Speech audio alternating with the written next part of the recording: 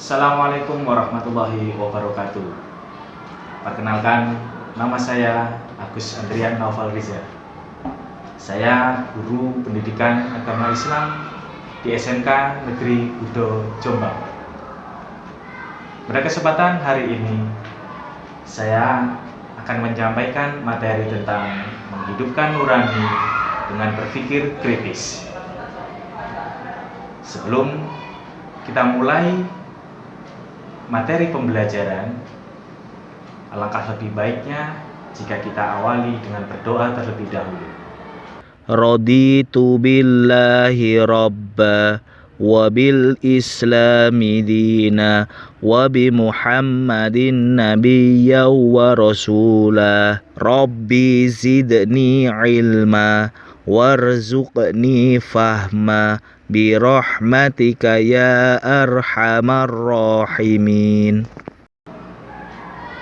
Puji syukur kita haturkan kehadirat Allah Subhanahu wa Ta'ala yang telah memberikan nikmat berupa akal, sehingga kita bisa memikirkan semua yang telah diciptakan oleh Allah Subhanahu wa Ta'ala dan dianugerahkan kepada seluruh umat manusia. Kompetensi dasarnya Menganalisis dan mengevaluasi makna Quran Surah Ali Imran ayat 190 sampai 191 serta hadis terkait tentang berpikir kritis. dan untuk Indikator pencapaian kompetensi: mengidentifikasi makna Quran Surah Ali Imran ayat 190 sampai dengan 191 serta hadis terkait. Menganalisis makna pesan-pesan yang terdapat pada Quran Surah Ali Imran ayat 190 sampai dengan 191 serta tujuan pembelajaran. Tujuan pembelajaran: melalui menggali informasi, peserta didik dapat mengidentifikasi makna Quran Surah Ali Imran ayat 190 sampai dengan 191 serta hadis terkait dengan benar. Melalui diskusi kelompok, peserta didik mampu menganalisis makna pesan-pesan yang terdapat pada Quran Surah Ali Imran ayat 190 sampai dengan 191 serta hadis terkait dengan benar.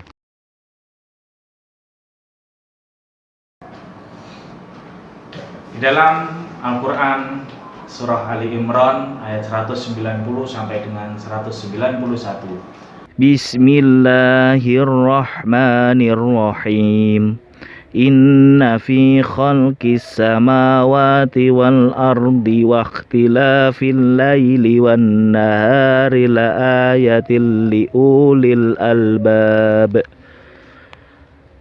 alladzina yadhkuruna Allaha qiyaman wa qu'udan wa 'ala junubihim wa yatafakkaruna fi khalqis samawati wal ardi Rabbana ma khalaqta hadha batila subhanaka fakina adzaban nar.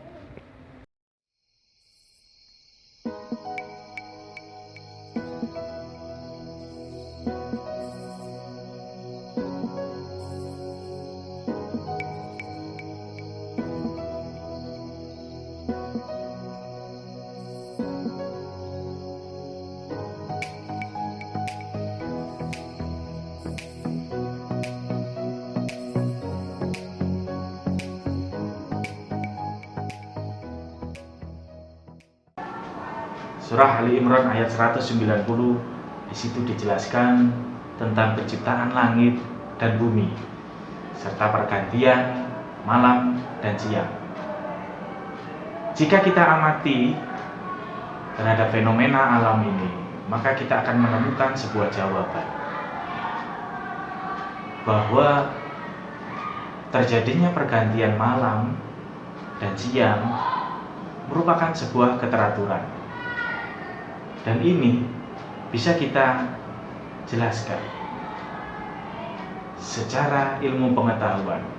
Untuk lebih jelasnya, mari kita simak penjelasan berikut ini.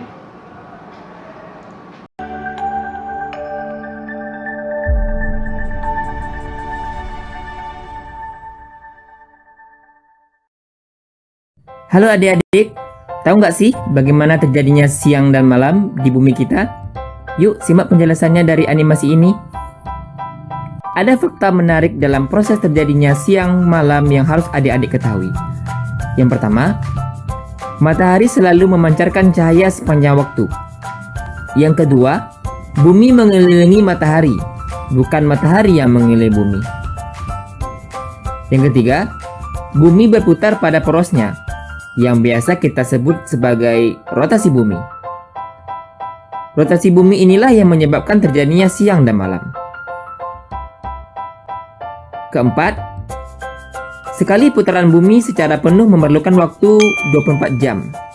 Kelima, bumi juga mengelilingi matahari, yang disebut revolusi bumi. Proses ini membutuhkan waktu 365 hari. Nah, setelah memahami fakta menarik ini, yuk kita simak bagaimana terjadinya siang dan malam. Terjadinya siang dan malam terjadi karena rotasi bumi, atau perputaran bumi pada porosnya. Pada saat belahan bumi terkena sinar matahari, maka di daerah tersebut terjadinya siang hari. Sebaliknya, daerah yang tidak terkena sinar matahari akan terjadi malam hari. Nah adik-adik, begitulah proses terjadinya siang dan malam. Intinya, proses ini terjadi karena adanya rotasi bumi atau perputaran bumi pada porosnya. Ciri-ciri ulul albab adalah orang yang mau berpikir, merenungkan ciptaannya, bahwa yang terjadi di dunia ini bukanlah sebuah kebetulan, melainkan sebuah keteraturan. Untuk lebih jelasnya, kita simak juga penjelasan video berikut ini. Ayat Al-Quran tentang pergantian siang dan malam. Sahabat, ternyata banyak sekali ayat-ayat di Al-Quran yang menerangkan pergantian siang dan malam. Ada yang menerangkan fungsi dari pergantian siang dan malam ini. Juga ada yang menerangkan bahwa pergantian siang dan malam seharusnya dijadikan manusia sebagai sarana untuk bersyukur dan mencari karunia-Nya.